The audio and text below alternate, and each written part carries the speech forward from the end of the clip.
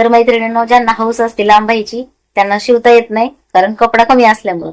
ज्यांना शिवा म्हणलं त्यांना गरज नाही, कारण त्यांना छोटी बाई आवडते. तर आता हे बघा, ह्या साडीमध्ये जो नेसता पदर आहे याला लाइनिंग येतात.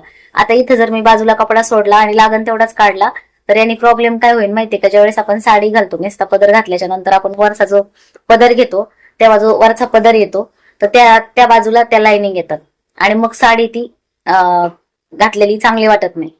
तर आता 1 मीटर ग्लाऊज काढणं गरजेचं आहे. यातला थोडासा तुकडा उरण, म्हणजे तो काही उपयोगीत येत नाही कोणाच्या, पण उरण थोडासा.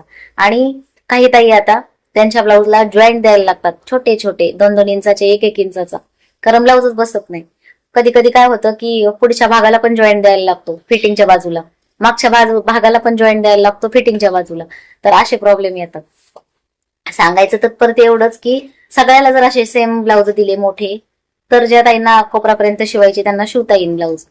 तर जे दादा ताई व्हिडिओ बघत असते आणि ज्या कंपनीमध्ये काम करत असतील त्यांनी असं सजेशन द्यायला पाहिजे, जे साड्यांचे दुकान आहेत, व्यापार आहेत, किंवा साड्यांच्या कंपन्यात, फॅक्टरी येतात, त्यांना सांगायला पाहिजे की तुम्ही ही डिझाईन आहे ना ती अशी नका देत जाऊ. आणि अजून एक मेन म्हणजे, पहिले हा काठ आहे ना दोन्ही साईडने असायचा, साडीचा जसा काठ आहे दोन्ही बाजूनी तसा ब्लाऊजला पण असायचा, काहीतरी डिझाईन करता यायची. आणि आता काय झालंय असं की एकाच बाजूला तब्येत बारीक असेल तर त्याचं लटकन वगैरे करता येतं थोडं उरलेल्या काठाचं, किंवा पॅच लावता येतो पाठीमागं. पण ज्या ताईंची तब्येत जास्त आहे त्यांना ती बाहीलाच कपडा म्हणजे कमी पडतो, उलट जॉईंट द्यायला लागतो. तर असं होतंय, तर दोन्ही बाजूला काठ द्यायला पाहिजे असं माझं मत आहे.